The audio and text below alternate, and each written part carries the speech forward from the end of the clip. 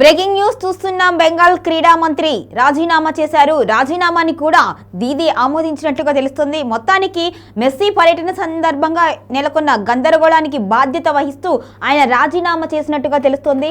ఇక బీజేపీని ప్రశ్నించాలి అనే ఉద్దేశంతోనే ఈ విధంగా చర్యలు తీసుకున్నట్టుగా కూడా తెలుస్తోంది. మొత్తానికైతే అర్జెంటీనా ఫుట్బాల్ దిగ్గజం లియోనెల్ మెస్సీ రాక సందర్భంగా కోల్కతాలో తీవ్ర గందరగోళం చోటు చేసుకుంది గతంలో.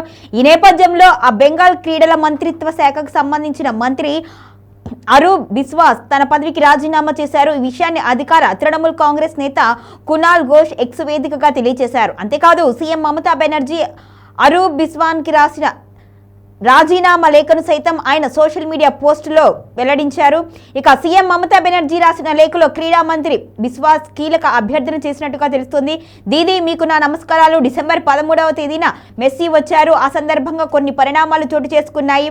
మీరు ఇప్పటికే విచారణ కమిటీ ఏర్పాటు చేశారు. నిష్పక్షపాత విచారణ జరగాలంటే పశ్చిమ బెంగాల్ క్రీడల మంత్రిగా ఉన్న నా బాధ్యతల నుంచి నన్ను విముక్తి చేయాలి అని కోరుకుంటున్నాను. దయచేసి నా అభ్యర్థన ఆమోదించండి అని మమతా బెనర్జీకి రాసిన లేఖలో ఆయన పేర్కొన్నారు.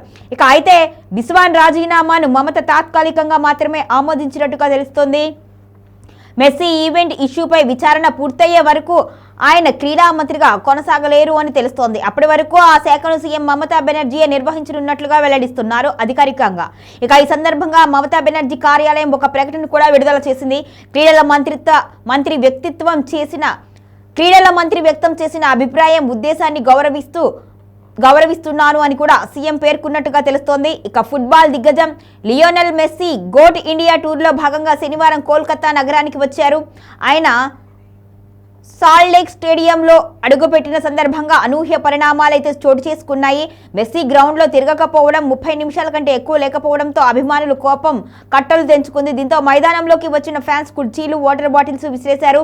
స్టేడియం వద్దకు సీఎం మమతా కూడా రావాల్సి ఉండగా గందరగోళం దృష్ట్యా ఆమె కూడా కార్యక్రమాన్ని రద్దు చేసుకున్నారు.